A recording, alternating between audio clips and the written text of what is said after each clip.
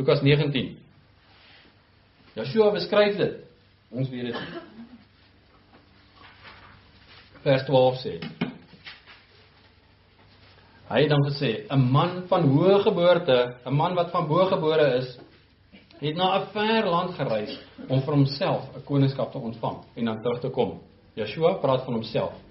Sy disippels vra, wanneer gaan die koninkryk nou kom? Hy vertel hierdie gelykenis. Hy sê, ek gaan na 'n ver land toe om vir myself 'n koningskap te ontvang en dan kom ek terug. Waar is daai ver land? In die hemel. Ek gaan soontoe en ek gaan 'n koningskap ontvang en dan kom ek terug.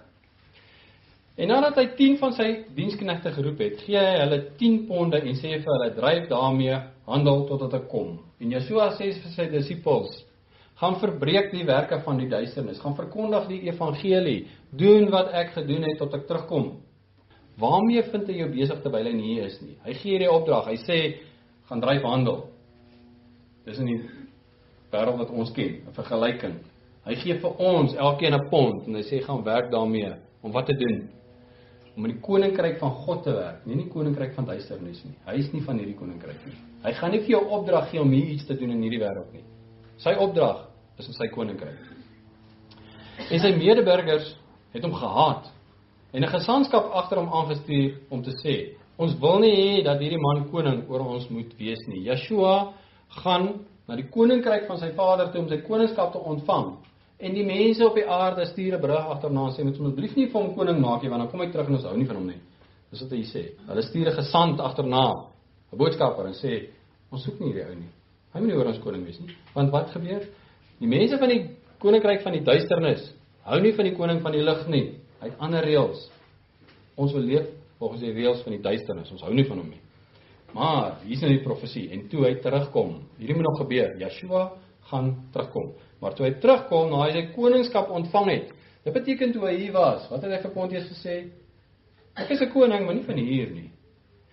Maar as hy terugkom, is hy koning van hier. En toe hy terugkom, nadat hy die koningskap ontvang het, sê hy dat daar die diensknegte aan wie hy die geld gegee het, en wie is die diensknegte? Hulle sit hier voor my en ek staan nog hier so. Dis die diensknegte. Ons wag vir daai feesmaal. En ons wag vir daai prysuitdeling. Maar is jy gereed vir dit? Is jy gereed vir dit? Hy sê, en toe hy terugkom nadat hy die koningskap ontvang het, sê hy dat daar die diensknegte aan wie hy die geld gegee het, by hom geroep moes word, sodat hy kon weet wat elkeen met sy handel verdien het. En die eerste een het verskyn en gesê, meneer, die pond het 10 ponde wins gemaak. Meneer, die kans wat u my gegee het in hierdie lewe om in die koninkryk te werk, het ek gebruik en ek het 10 ponde verdien. En hier is waar ons uitsien. En hy sê vir hom, mooi so, goeie diensknegt. Omdat jy in die minste getrou gewees het, moet jy gesag hê oor 10 stede. Joshua kom terug en hy soek mede-regeerders. En wie kry wat? Die ou wat die meeste gearbei het, die ou wat die meeste lyk soos Joshua, hy kry die meeste stede om oor te regeer. Hoekom? Want Joshua kan hom vertrou. Hy weet, ek is nie te doen met 'n Lucifer hierso, wat my gaan bedrieg nie. Wat sy eie wil gaan soek nie, want hierdie persoon het op die brandstapel gesterf vir my koninkryk. Ek gaan hom nie in sy koninkryk oor 'n ou klein dingetjie verloon nie. Want toe ek op die aarde was in die koninkryk van duisternis, het ek my lewe gegee vir sy koninkryk. So ek gaan dit nie doen nou in die koninkryk van lig nie. En die een met 5 ponde het 5 stede gekry om te heers. En die een wat 1 pond gekry het, het toe gesê, nee, ek het nie kans gesien vir hierdie jobie nie. En dis van hom weggevat. En wat het met hom gebeur? Hy was in die koninkryk van lig gewees, maar hy het nie gedoen wat vir hom gesê was nie. Dis waar ons inkom. Ons is in die koninkryk van lig, maar ons het 'n pond om mee te gaan boeker. En Joshua kom terug en hier sit hy nog steeds met dieselfde pond. En wat doen hy met jou? Hy werp jou uit in die buitenste duisternis. So jy sê, ek het al die boksies getik. Ek het my laat doop en ek het die gees en ek het maar ek het nie gearbei in die wingerd nie. En wat sê hy vir jou? Bind sy hande en sy voete en gooi hom in die buitenste duisternis saam met die ander. En dis vir ons gesê, wat doen ons? Wat gaan jy môre doen in die koninkryk van God? Ek gaan môre werk, ek gaan my baas dien en dan gaan ek my kinders dien en dan gaan ek my vrou dien en dan gaan ek gaan die hele wêreld dien en waar is God op daai lys? Is hy op daai lys? Maar ek het nie geweet hy moet op die lys wees nie. As jy alles reg doen en jy het nie gearbei in die wingerd nie, gaan hy jou in die buitenste duisternis gooi. Ons is almal so seker van ons saak. Nee, ek is gered. Hoe seker is jy is gered? Het jy geweet daar's ander vereistes? Het jy geweet as jy nie jou naaste vergewe nie, sal jy nie vergewe word nie? Jy het al die boksies getik, maar nie jou naaste vergewe nie. Hoekom nie?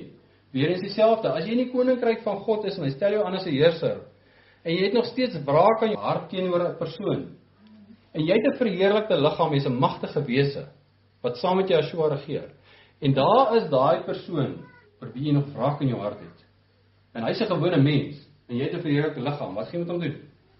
Jy gaan jou wraak uitoefen op hom.